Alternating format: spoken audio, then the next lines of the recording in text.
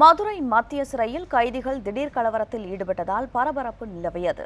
சிறை மதில் மீது ஏறிய 50க்கும் மேற்பட்ட கைதிகள் அங்கிருந்த கற்களை எடுத்து சாலையில் சென்ற வாகனங்கள் மீது வீசி தாக்குதல் நடத்தியதால் பரபரப்பு ஏற்பட்டது. வீதியெங்கும் கற்கள், மதில் மேல் ஏறி நின்ற கைதிகள், அரசுக்கு எதிராக கோஷம் என தமிழக அளவில் பேசுபொருளாக மாறியுள்ளது மதுரை சிறைச்சாலை. சிறைகளில் கைதிகளிடையே கஞ்சா உள்ளிட்ட போதைப் பொருட்கள் புழக்கத்தில் இருப்பதாக எழும் குற்றச்சாட்டுகளும் அதனைத் தொடர்ந்து நடைபெறும் சோதனைகளும் தமிழகத்திற்கு புதிதல்ல. 2000க்கும் மேற்பட்ட தண்டனை கைதிகளும் விசாரணை கைதிகளும் அடைக்கப்பட்டுள்ள மதுரை மத்திய சிறையில் கைதிகளிடையே கஞ்சா உள்ளிட்ட போதைப் பொருட்கள் புழக்கத்தில் இருப்பதாக கூறப்படுகிறது. சிறை காவலர்கள் சோதனையில் ஈடுபட்டிருந்த போது ஒரு கைதியிடம் கஞ்சா பிடிபட்டதாகவும் அந்த கஞ்சா யாரிடம் இருந்தது என்பது தொடர்பாக திடீரென கைதிகளுக்குள் மோதல் வெடித்ததாகவும் கூறப்படுகிறது. சிறை மதில் மீது ஏறிய 50க்கும் மேற்பட்ட கைதிகள் அங்கிருந்த கற்களை எடுத்து சாலையில் சென்ற வாகனங்கள் மீது வீசி தாக்குதல் நடத்தினர். ஒரு சில கைதிகள் பிளேடால் தங்களது உடலை கிழித்துக் கொண்டனர்.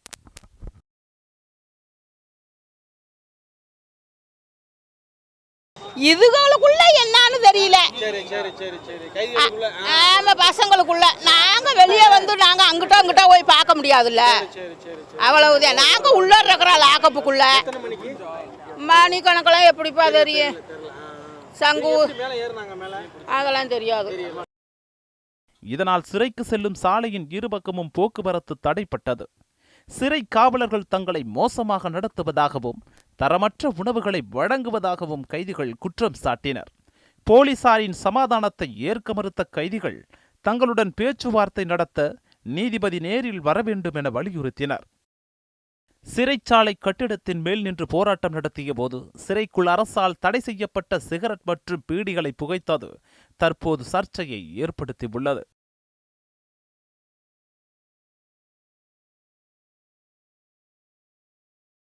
இதனால் மதுரை சிறை வளாக பகுதியில் பதற்றமான சூழல் நிலவுவதை அடுத்து 150க்கும் மேற்பட்ட போலீசாரும் அதிரடிப்படையினரும் குவிக்கப்பட்டனர்.